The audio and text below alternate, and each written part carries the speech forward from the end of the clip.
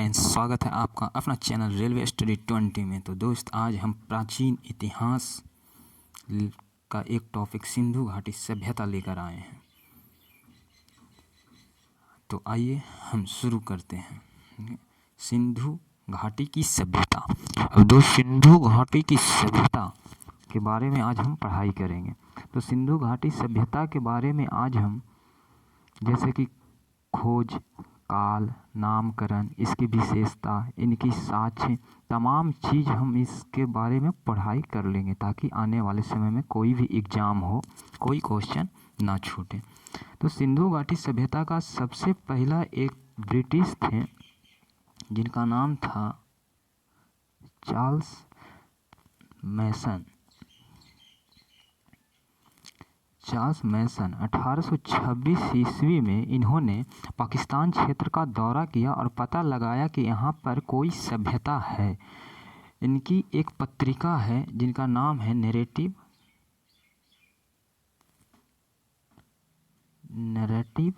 Of journey. ठीक है, narrative of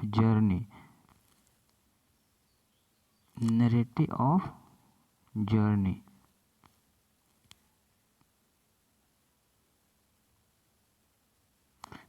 तो इसी पत्रिका में इन्होंने ये व्याख्या किया था कि पाकिस्तान क्षेत्र में कोई सभ्यता है। ठीक है, तो 1826 ईस्वी में ये क्वेश्चन यहाँ से डायरेक्ट बन जाते हैं कि सबसे पहले मतलब क्या बोलते हैं, सबसे पहले हड़प्पा संस्कृति या सिंधु घाटी सभ्यता का नामक स्थल पर प्राचीन अवशेष मिलने का प्रमाण का पुष्टि किसने किया था? तो चार्ल्स मैसन ने किया था 1826 ईस्वी में। दोस्तों, यहाँ से ये क्वेश्चन, और इनकी पत्रिका है जिसमें नैरेटिव ऑफ जर्नी में इसकी व्याख्या देखने को मिला। तो दोस्तों, आइए अब आगे देखते हैं। आगे इनकी एक चीज़ और है, एक थे अलेक्जेंडर कनिंघम। ठीक है, अलेक्जेंडर कनिंघम थे जिन्होंने 1856 ईस्वी में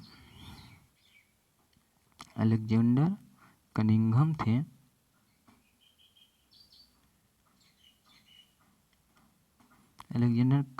थे जो 1856 ईस्वी में इन्होंने दौरा किया था और वहाँ पर इन्होंने भी मतलब खोज करने के लिए गए थे, लेकिन पूरा सफल नहीं हो पाए। फिर John Marshall, sir John Marshall इन्हें बोला जाता है। जॉन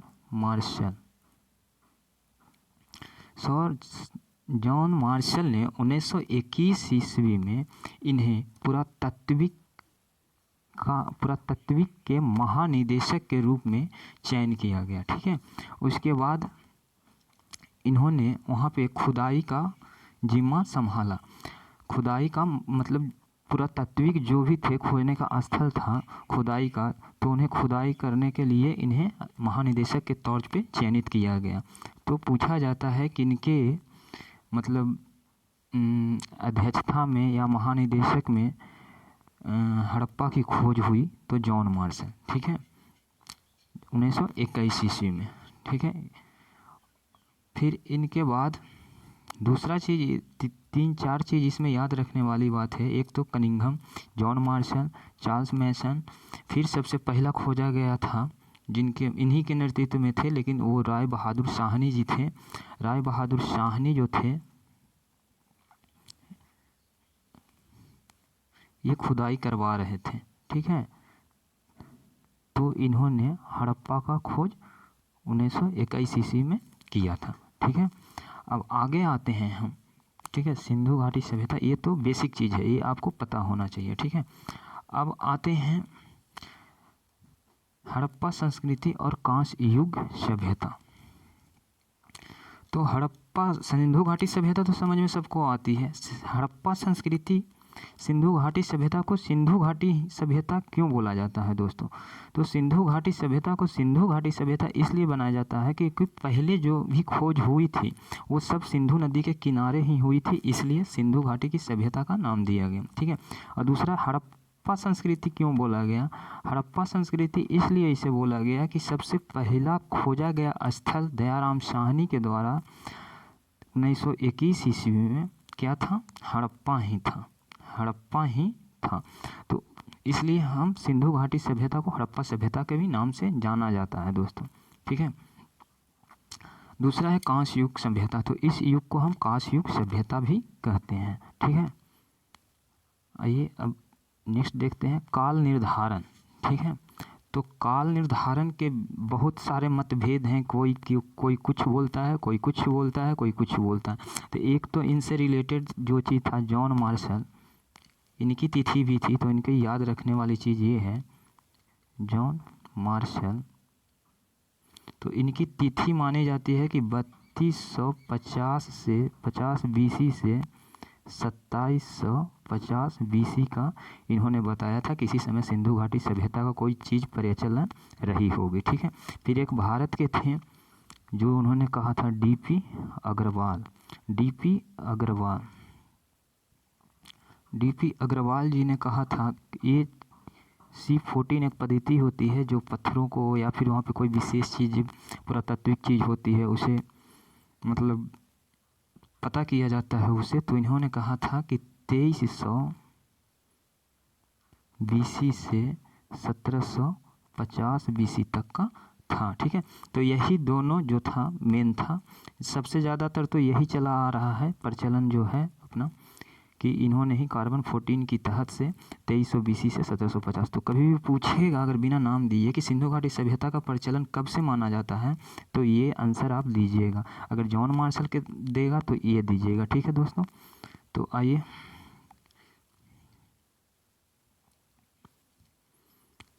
अब और थे भी बहुत विद्वान थे जो इस पे मतभेद किए थे, जैसे डेल्स थे तो उन्होंने 2900 से 1900 बताया था। फिर जॉन मार्शल तो बता ही चुके हैं हम। फिर अनस्टैक मैके थे, इन्होंने भी 2800 से 2500 के बीच में दिया था। तो सब अपना अपना मतभेद दिए हुए थे कि हाँ यहाँ तक होता है, लेकिन मेन चीज़ जो था आपको बता दिया, DP अग्रवाल जो थे जो बताए थे, ठीक है, कि 2300 से 1750। अब आइए हड़प्पा के 4 भौगोलिक क्षेत्र के बारे में पढ़ते हैं। ये बहुत ही इम्पोर्टेंट है, ये पूछ लिया जाता है। ये 4 ही हम क्यों लिए हैं, बाकी हम नेक्स्ट क्लास में पढ़ाएंगे। ये 4 से क्वेश्चन बहुत डायरेक्ट आ जाता है। मांडा के बारे में आप जानते होंगे।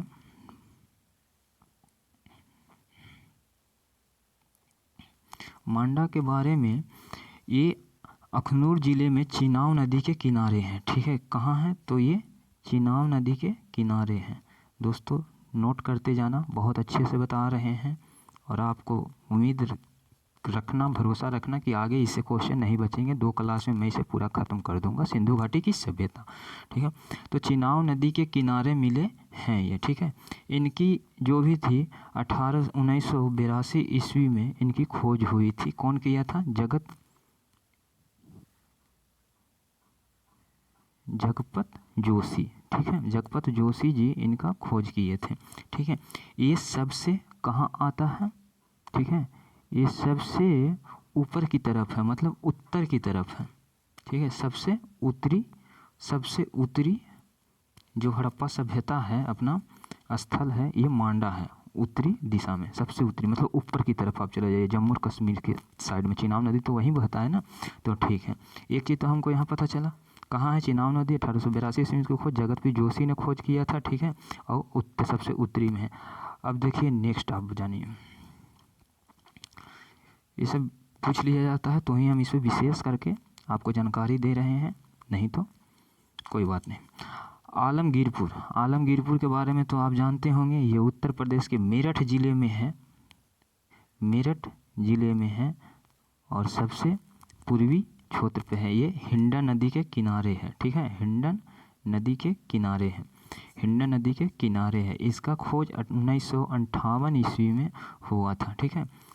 इसका खोज 1900 यज्ञदत्त शर्मा जी किए थे, ठीक है। यज्ञदत्त शर्मा जी किए थे 1958 ईस्वी में। ये सबसे पूर्वी क्षेत्र का ये सबसे पूर्वी क्षेत्र है। पूछा जाएगा कि भारत के नक्शे में पूर्वी क्षेत्र पर सबसे खोजा गया हड़प्पा सभ्यता कौन है, तो आलमगीरपुर है। कहाँ है? मेरठ जिले में है। किस नदी किनारे? हिंडन पे है। 1958 ईस्वी में खोजा गया ये तो दत्त शर्मा ने खोजे थे। ठीक है, तो आइए अब नेक्स्ट हम पढ़ते हैं दाइमाबाद। ये भारत के सबसे दक्षिणी छोर पे खोजा गया स्थल है, गोदावरी नदी के किनारे। ठीक है, कौन? दाइमाबाद। दाइमाबाद कहाँ? गोदावरी नदी के किनारे, गोदावरी नदी के किनारे खोजा गया था। कब खोजा गया था दाइमाबाद? कब खोजा गया था दोस्त, पता है? सबसे दक्षिणी, क्या सबसे दक्षिणी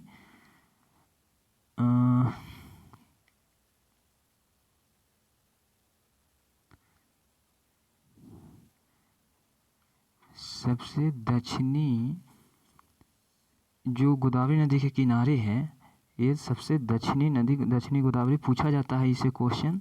ठीक है, और ये 1943 ईस्वी में खोजा गया था। और ये सूत का गेडोर क्या है दोस्तों? सूत का गेडोर एक जगह है, ये सबसे पश्चिमी क्षेत्र में खोजा गया था। ठीक है, पश्चिमी क्षेत्र में खोजा गया था, जो गुजरात नहीं, मतलब मान लीजिए तो अभी ये पाकिस्तान में है। ठीक है, सूत का गेडोर पश्चिमी क्षेत्र में खोजा गया था। कब खोजा गया था? 1927 ईस्वी में खोजा गया था। कौन खोजा था? ठीक है, मार्क स्टाइन खोजा था। ठीक है, Mark Stein, STIN, Mark Stein खोजे थे। ठीक है, यह चट्टान पर स्थित है। ठीक है, तो इस चीज़ को हम रिकॉल कर लेते हैं। मांडा सबसे उत्तरी, आलमगीरपुर पूर्वी, दाइमाबाद दक्षिणी, और सूत को गेडोर पश्चिमी। तो यहाँ से बहुत क्वेश्चन आते हैं, घुमाकर पूछ लिए जाते हैं, इसलिए हम क्वेश्चन करवाएंगे तब आपको पता चलेगा, और नहीं कर पाएंगे तो आपको बहुत अफसोस आएगी। इसलिए ध्यान से इस चीज़ों को पढ़ें, बार बार पढ़ें। अब आता है सिंधु घाटी की सभ्यता का विस्तार या विशेषता, जो भी आप कह लीजिए। ठीक है, तो सिंधु घाटी सभ्यता की विशेषता थी कि यहाँ नगरीय एक मतलब नगरीय सभ्यता थी। ठीक है, यहाँ ईंट का प्रयोग हो चुका था। ठीक है, वास्तुकला में भी ये प्रचलित थी। भवन का निर्माण ईंट का प्रयोग होता है, ईंट का अनुपात ये था। ठीक है, ईंट एक घन के रूप में होता है, तो इसकी लंबाई, चौड़ाई और ऊंचाई ये थी। ठीक है दोस्तों, कृषि में चावल का खोज मिल गया था। चावल का मतलब वहाँ प्रचलन था, जानते थे लोग, चावल से परिचित थी। पशुपालन में हाथी घोड़ा पालते थे। नगरीय विस्तार थी, नालियाँ थी, घन थी, भवन थी, नालियाँ हैं, भवन थी, और घर भी थे। तो नगरीय विस्तार में यही सब चीज़ है।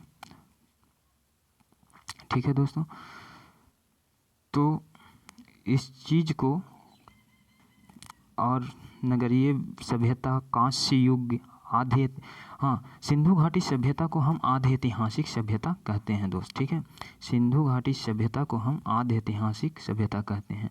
अब देखो एक चीज़ थोड़ा समझा देते हैं यहाँ पे। यहाँ पे थोड़ा सा स्पेस है। ठीक है, तो क्या कहते हैं हम? पहला चीज़, सिंधु घाटी सभ्यता को आधे ऐतिहासिक सभ्यता कहते हैं। एक होता है प्रागैतिहासिक। ठीक है,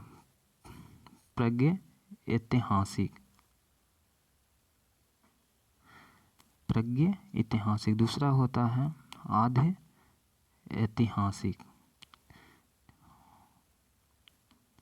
और तीसरा होता है इतिहास।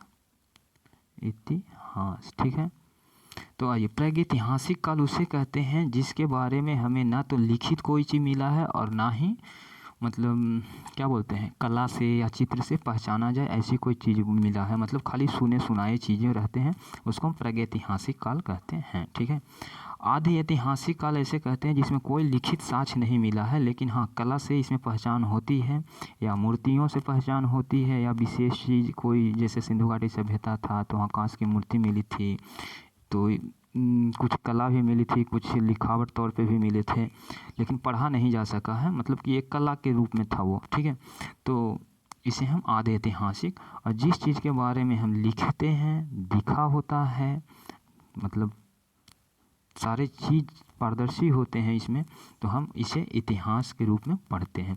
तो समझ गए, सिंधु घाटी सभ्यता जो था दोस्तों, वो कैसी सभ्यता में आती है, तो आद्य ऐतिहासिक सभ्यता में आती है दोस्तों। अब आगे का क्वेश्चन हम आगे का मतलब कि जो भी टॉपिक है स्थल के बारे में हम अच्छे से लेकर आएंगे, पढ़ाएंगे और आपको बताएंगे, ठीक है। एक चीज़ और लिख लो, नोट कर लो, याद आ रहा है सोचे बता दें। पहला ये नगरीय था, नगरीय सभ्यता के रूप में जाना जाता है, ठीक है। दूसरा कांस्य युग की सभ्यता में भी जाना जाता है। तीसरा आद्य ऐतिहासिक आपको बता दीजिए। फिर वहाँ का व्यापार प्रधान था, ठीक है।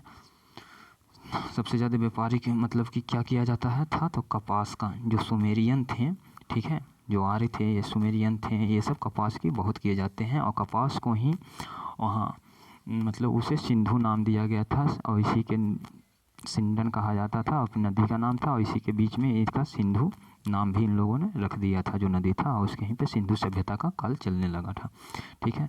तो दोस्तों वीडियो अगर अच्छा लगा हो तो देखो और इसमें पढ़ने की कोशिश करो, अच्छी चीज़ हम बताएंगे। और कल जो नेक्स्ट वीडियो है और लास्ट वीडियो है सिंधु घाटी सभ्यता का, उसमें हम मेन जो स्थल है, किसने खोजा, क्या साक्ष्य मिला, बहुत इंपॉर्टेंट क्लास है, आप प्लीज़ मिस ना करें। तो धन्यवाद दोस्तों, उम्मीद करते हैं कि वीडियो अच्छा लगा हो, तो पढ़ाई करते रहे निरंतर, सफलता आपको मिलेगी, ठीक है। धन्यवाद दोस्तों।